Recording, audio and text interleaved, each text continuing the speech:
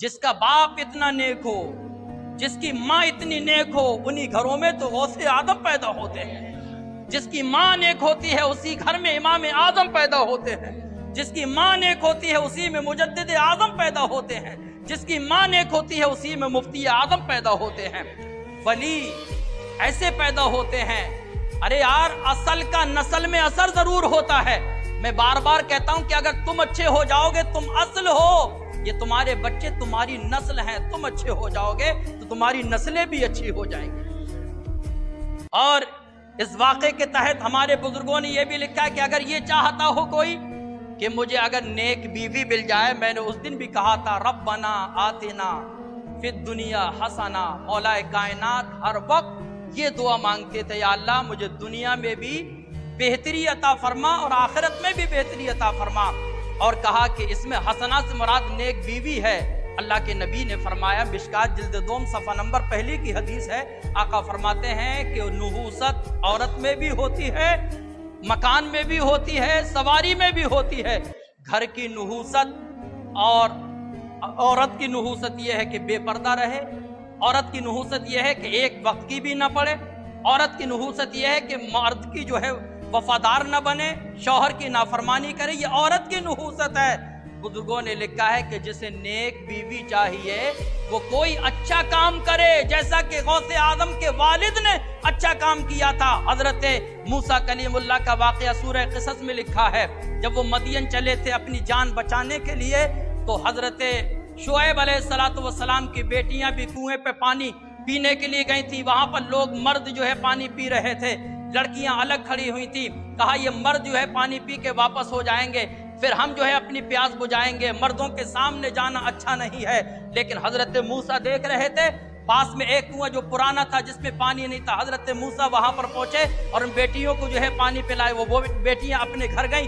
حضرت شعیب اللہ کے نبی نے پوچھا کہ تم ویسے تو بہت دیر سے آتی تھی لیکن آج اتنی جلدی کیسے آ گئی؟ کہا ایک مرد صالح نوجوان وہاں پر تھے، انہوں نے ہماری مدد کی، انہوں نے ہمیں جلدی جو ہے پانی پلا دیا، اس لیے کام سے فارغ ہو کے ہم اپنے گھر آ گئے۔ کہا کون ہے ایسا نوجوان جس نے ایسا اچھا کام کیا ہے؟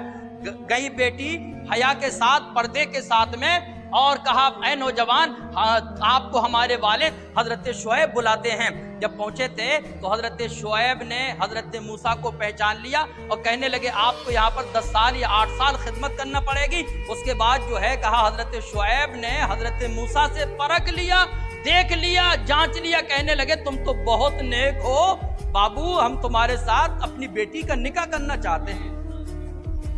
ہمارے نبی نے یہی تو کہا، موسیٰ جیسا داماد، ابو صالح موسیٰ جنگی دوست جیسا داماد کس کو مل سکتا ہے؟ یعنی پہلے کے بزرگ جو ہیں، ان دونوں واقعے سے ہمیں یہ بھی پتہ چلتا ہے ہمارے نبی نے یہی تعلیم دی، مالداری کی وجہ سے نہیں، خاندان کی وجہ سے نہیں، خالی خوبصورتی پہ مت مرنا، بلکہ نبی نے فرمایا دینداری کو دیکھنا، دینداری دیکھو گے ابھی قریب ہے نا، دیندار ہے لیکن یہ دینداری کی وجہ سے تمہاری بیٹیوں کو سکون بہت ملے گا۔ یہ ہے ہمارے نبی کا پیغام۔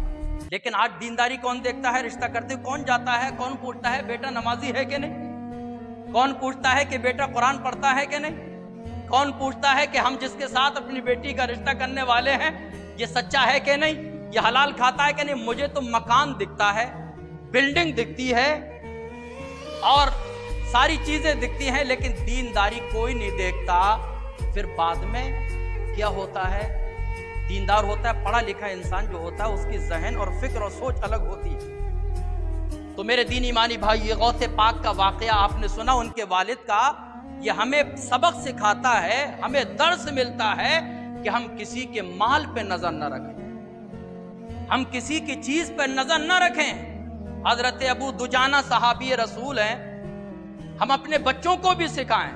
اے نعمان تم بھی سنو، جب ہم اپنے بچوں کی چھوٹی چھوٹی باتیں سکھائیں گے نا، کیوں بھائی، تو انشاءاللہ ان کے دل میں اثر کر جائیں گے، لکھ جائیں گی ان کے دل کی تختی پر۔ چونکہ سب سے پہلا مدرسہ کیا ہوتا ہے؟ ماں باپ کی گود اور ماں باپ کے سامنے جو بچہ رہتا ہے وہ مدت جو ہوتی ہے وہ بچے کے لیے سب سے پہلا کلاس روم، سب سے پہلی درسگاہ، سب سے پہلا جو ہے مدرسہ ہوا کرتا ہے۔ بچے اچھے ہیں، ہماری نسلیں اچھی ہیں تو سب کچھ اچھا ہے۔ اگر بچے اچھے نہیں تو یاد رکھو آج صبح جب میں ایک جگہ گیا تو وہاں پر پتہ چلا کہ ریلوے میں نوکری کرنے والے 70,000 جن کو پینشن مل رہی ہے وہ تو صحیح ہے، لیکن بچے نالائق ہیں، بچے جو ہے بیکار ہیں، بچے ناکارہ ہیں۔ کہتے ہیں 70,000 پینشن پانے والے، سب کچھ میں نے کیا، سب کچھ ہے میرے پاس، لیکن بچوں کی طرف سے سکون نہیں ہے۔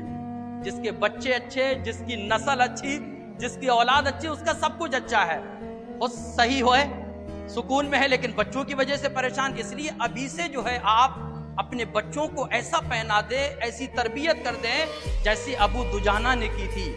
ابھی سے بتائیں، اگر بچہ آپ کا کوئی چیز لے کے آتا ہے تو پوچھے اس سے کہاں سے لے کے آئے، یہ نہیں کہ اس کو چپکے سے رکھ لیا۔ آج حال یہ ہے کہ چپلیں غائب ہوتی ہیں، آج حال یہ ہے کہ مسجدوں سے چوری ہو جاتی ہیں، آج حال یہ ہے کہ گھروں سے جو ہے سامان چوری ہو جاتے ہیں۔ اگر گھر میں لے کے گیا بچہ، یہ بچپنے ہی سے عادتیں ہوتی ہیں، ایک دم جو ہے چور نہیں بنتا، بلکہ چوری کی عادت جو ہے دھیرے دھیرے پڑا کرتی ہے۔ پہلے چھوٹا سامان چوراتا ہے، اس کے بعد بڑی چوری پہ ہاتھ لگاتا ہے۔ ابو دجانہ صحابی رسول ہیں، مسجد نبوی میں ہمیشہ حاضر باش، یعنی ہر وقت رہنے والے، لیکن فجر کی نماز پڑھنے کے بعد جلدی سے بغیر دعا کے چلے جاتے ہیں واپس۔ نبی کی بارگاہ میں صحابہ نے شکایت کی، دعا نہیں کرتے ابو دجانہ، نماز پڑھتے ہیں لیکن دعا میں شامل نہیں ہوتے۔ نبی نے ان کو روک لیا، کہا ابو دجانہ دعا میں شامل کیوں نہیں ہوتے؟ اجتماعی دعا تو قبول ہوتی ہے۔ کہا آقا میں اس لیے چلا جاتا ہوں کہ میرے پڑوس میں ایک یہودی کا مکان ہے، اس کے گھر میں کھجور کا درخت ہے، اس کے کھجور کے درخت کی شاخیں میرے گھر میں جھکی ہوئی ہیں، مدینے میں تیز ہوائیں چلتی ہیں، کھجوریں گر جاتی ہیں، میں اپنے بچوں کے اٹھنے سے بیدار ہونے سے پہلے ساری کھجوریں اکٹھی کرنے کے بعد اپنے پڑوسی یہودی کو واپس کر دیتا ہوں، اس لیے میں پہلے چلا جاتا ہوں۔ آج ذرا اپنے ماحول کا جائزہ لے لو، ہم نے گاؤں دیہاتوں میں دیکھا کہ اگر گنے کی ٹرالی نکل کے جاتی ہے تو بچے کھینچ کے گھر لاتے ہیں، ابا بھی کھا رہے ہیں، امی بھی کھا رہی ہیں۔ کیوں بھائی؟ یہ سوچا کہ لڑکا لایا کہاں سے؟ کیوں بھائی؟ پوچھو یار، چھوٹی چھوٹی باتوں پہ ان پہ جو ہے توجہ رکھو نا۔ مسجد سے چپل چوری ہو تو پوچھ لو۔